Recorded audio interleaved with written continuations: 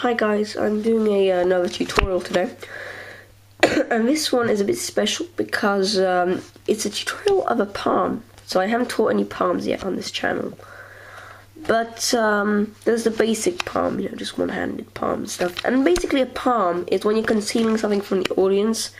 I'm noticing this palm's, I'm going to put it as advanced, but in the section of palms, okay? Because even I don't master it properly yet.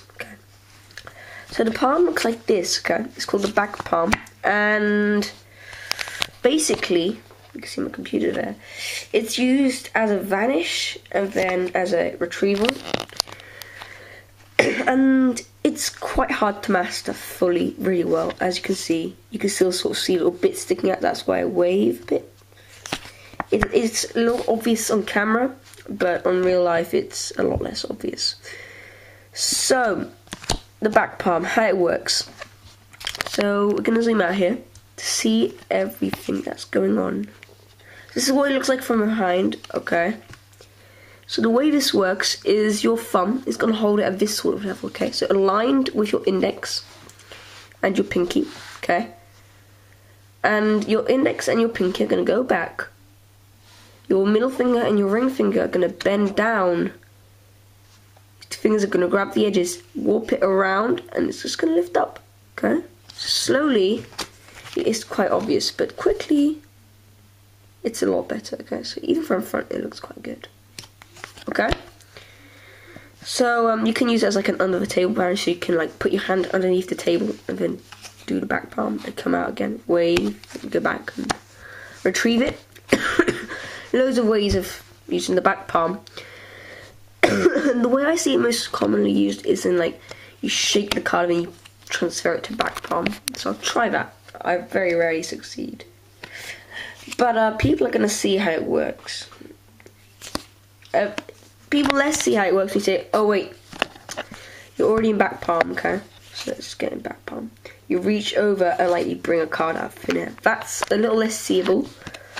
The reason why I haven't learnt this palm for a very long time because I thought it was kind of useless, because each time I saw someone doing it I could clearly see what they were doing, but I thought, well, it's actually because I watched Now You See Me 2 recently again, and you know that scene Jack Wilder when they're throwing the card around, Jack Wilder like sort of hides it using back palm.